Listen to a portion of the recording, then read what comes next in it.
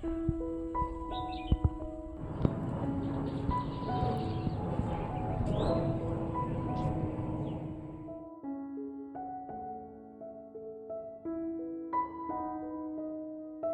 Morning বন্ধুরা, welcome back to my channel. আমি তিন্নি তোমাদের সঙ্গে আর একটা নতুন ব্লগ শেয়ার করতে চলে এসেছি। আশা করি তোমরা যে যেখানে আছো সবাই খুব ভালো আছো আর খুব সুস্থ আছো। আর আজ একদম সকাল থেকে ব্লগটা শুরু করছি। আশা করব ব্লগটা তোমাদের ভীষণ ভালো লাগবে।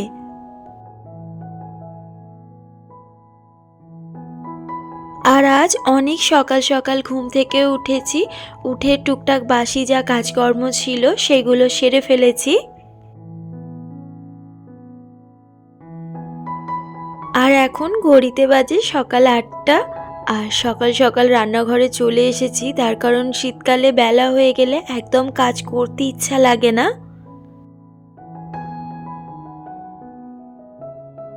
আর শীতের দিনে কিন্তু ঘুম থেকে ওঠাটা ভীষণ চাপের, তার কারণ আমার রাত হয় শুতে শুতে প্রায় 12:30 একটা বেজে যায়। আবার কোনো কোনো দিন তারও পর ঘুমোতে যাই। এত রাতে ঘুমোতে যাওয়ার পর সকাল 5টা বা 6টাতে ঘুম ভাঙতে চায় না। ওই আমার 6:30 7টা বেজে যায় ঘুম থেকে উঠতে উঠতে।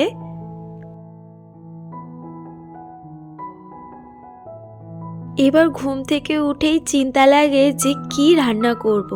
কেন প্রত্যেক দিন একরকম রান্না খেতে ভালোও লাগে না, আর প্রত্যেক দিন একরকম সবজিও বাড়িতে থাকে না।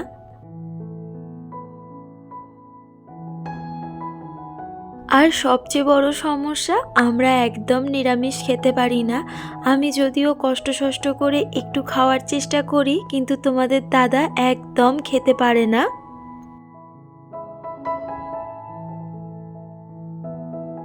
আর আজ একটু ব্রোকলির তরকারি করছি। এই ব্রোকলিটা কিন্তু খেতে আমার ভীষণই ভালো লাগে। আর ফ্রিজে মাছ আছে, মাছগুলোকে শুধু ঝাল করে নেব। আজকে আর বেশি কিছু রান্না করব না।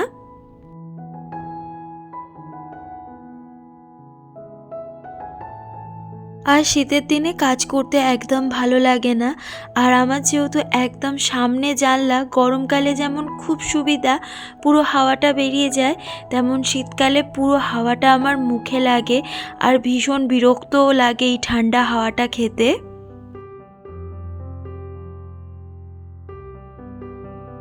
আর সকালের এই ঠান্ডা হাওয়াটা খাওয়ার জন্য আমার সর্দিটাও কিছুতেই কমছে না। আর সকাল থেকে একটা মাথাটাও টিপটিপ করে যায়, যেন এই ঠান্ডা হাওয়াটা তো পুরো মাথাতেই লাগে। আর মাছে ভাবলাম আজকে একটু বড়ি দিয়ে ঝাল করি, শুধু মাছের ঝালটা খেতে।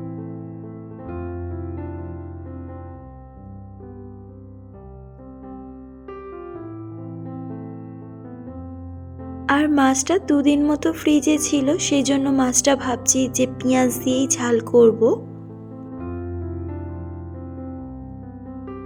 না হলে সচরাচর আমি মাছ পেঁয়াজ দিয়ে ঝাল করি না, বেশিরভাগ সময় আদা জিরে বাটা দিয়েই ঝালটা করি। আর একটা সাইডে একটু ডিম সেদ্ধ বসিয়ে দিয়েছি, তোমাদের দাদা টিফিনে আজকে একটু ডিম সেদ্ধ খাবে। আর তোমাদের দাদার এই বেরোনোর সময়টা আমার ভীষণ তাড়াতাড়ি কাজ করতে হয়, কেন পুরো টাইমে বেরোনোর ব্যাপার থাকে।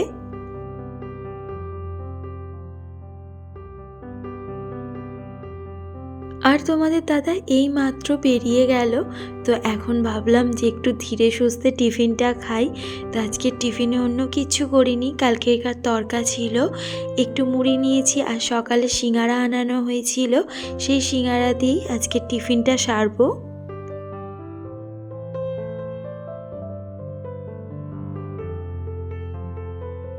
আর টিফিন খেয়েই দেখো আবারও রান্নাঘরে চলে এসেছি।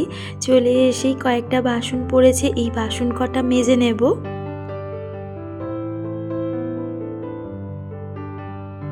ফাইবার আর কাঁচের বাসনগুলো সবসময় আমি নিজেই মেজে নিই, এগুলো আর মাসিকে দিই না।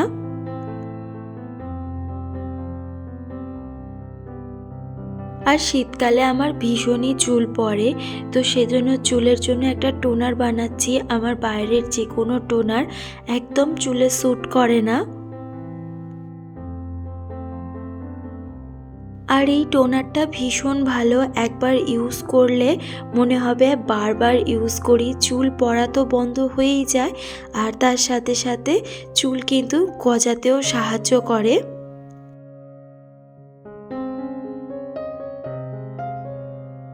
আর ছেঁকে নেওয়ার পরে যে সেদ্ধ জিনিসগুলো ছিল সেইগুলোকে দিয়ে ভালোভাবে একটা পেস্ট বানিয়ে নিয়েছি।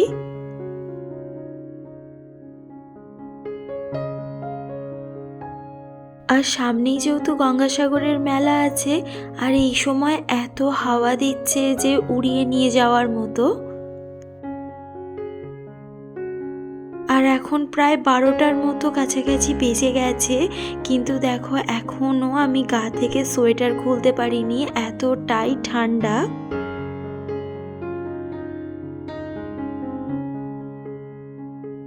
আর যে পেস্টটা বানিয়ে রেখেছি সেই পেস্টটা কিন্তু মাথাতে ভালো করে মেখে নেব। আর যেটা টোনার করেছি সেটাকে ঠান্ডা করতে দিয়েছি।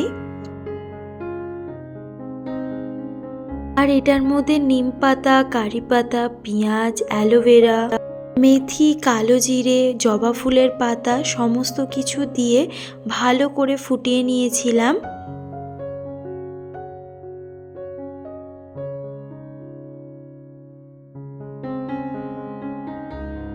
আর সোয়েটারটা নোংরা হয়েছে, সোয়েটারটাকে একটু কেচে দেব। আর শীতকালে এই ভারী ভারী জিনিসগুলো কাচতে ভীষণ কষ্ট লাগে। আর কেচে নিয়েই স্নানটা সেরে নেব।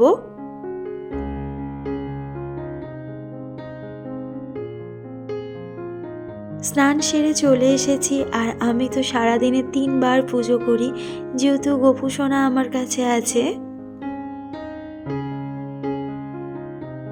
আর সারাদিনের এই টাইমটা একটা আলাদা শান্তি অনুভব করি যখন আমি ঠাকুরদের সামনে এসে বসি। আর গোপু সোনা যেহেতু খুব ছোট, গোপু সোনার জলটা একটু গরম করে নিলাম প্রদীপের তাপে।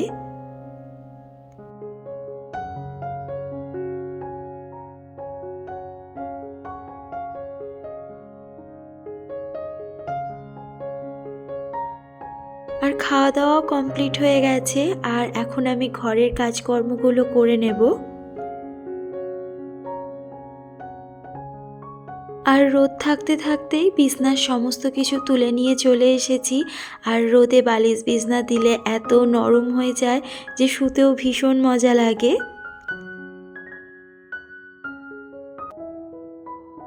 আর আজ এত উত্তরে হাওয়া বইছে যে জানলাগুলো খুলে রাখতে পারছি না, ঘরটা পুরো বরফের মতো ঠান্ডা হয়ে যাচ্ছে।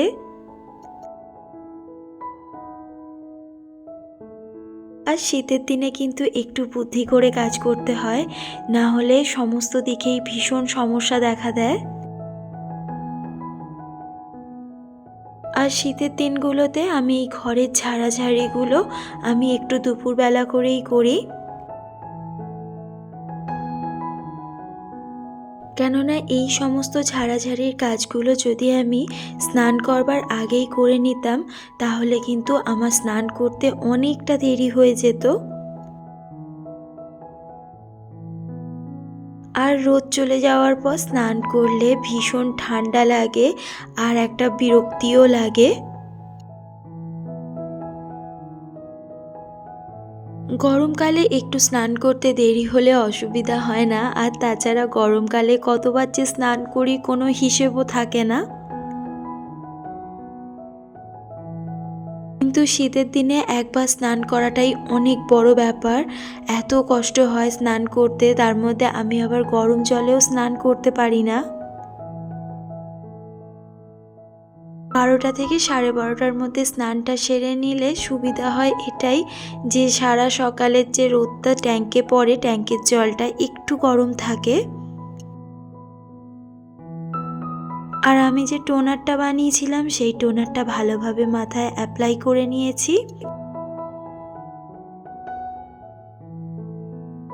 আর আর শুয়ে বসে সময় নষ্ট করলাম না, রোদ থাকতে থাকতেই খানিকটা কাজ ভাবলাম করে নিই, কেননা আমার 4:30 থেকে আবার পড়ানো থাকে 7টা পর্যন্ত। তো 7টার পর রান্নাঘরে এসে রান্না করতে ভীষণ কষ্ট লাগে। এবার যেহেতু আমার রান্নাঘরের কোনো চিমনির ব্যবস্থা নেই, আমাকে যে কোনো একটা জানলা খুলে রাখতে হয়, আর প্রচণ্ড ঠান্ডা লাগে। তাই এখন কিছুটা কাজ আমি এগিয়ে রেখে দিচ্ছি।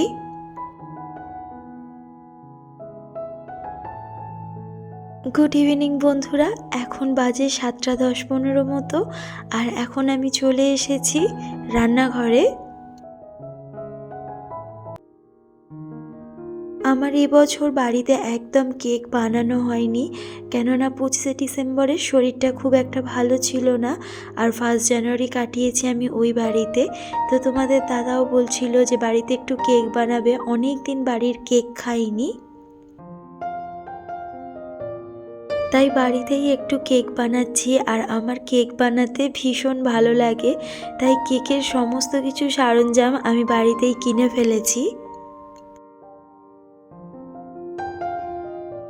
আর যেহেতু আমার দুপুরবেলা সমস্ত কিছু রাত্রের রান্নার জন্য রেডি করা আছে, আর কেক করতে বেশিক্ষণ সময়ও লাগে না, সেই জন্য আমি ভাবলাম আগে কেকের ব্যাটারটা রেডি করে কেকটা বসিয়ে নিই, তারপর রুটিগুলো করে নেব।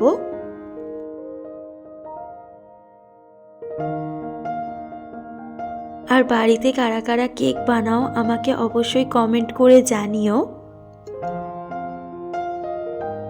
আর আমি হয়তো পুরো প্রফেশনালি কেকটা বানাতে পারি না, তবে যেটুকু বানাতে পারি সেটুকু কিন্তু বেশ ভালোই হয়, আর ভেতরে যে জালিদার ব্যাপারটা থাকে সেটাও কিন্তু খুব সুন্দর হয়।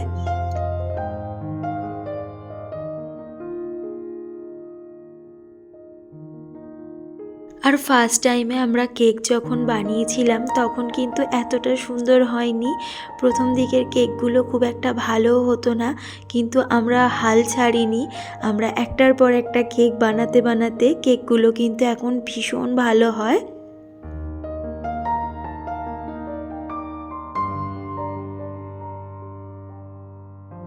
আর কেকটা দেখো কতটা ফুলে উঠছে, এখনো কিন্তু অনেকটা ফোলা বাকি।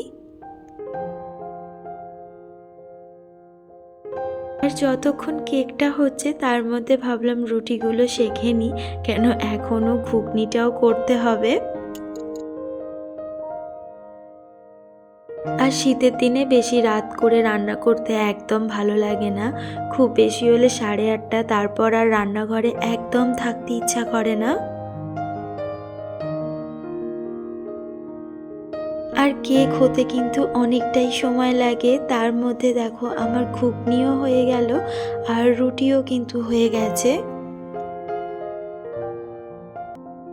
আর আমার ভিডিও তোমাদের কেমন লাগছে আমাকে অবশ্যই কমেন্ট করে জানিও, ভালো লাগলে লাইক করো, তোমাদের একটা লাইক আমার পরবর্তী ব্লগ বানাতে অনেক বেশি মোটিভেট করে। আর কেক কিন্তু আমার একদম রেডি হয়ে গেছে, এবার কেকটাকে অনেকক্ষণ ঠান্ডা হতে ছেড়ে দেব।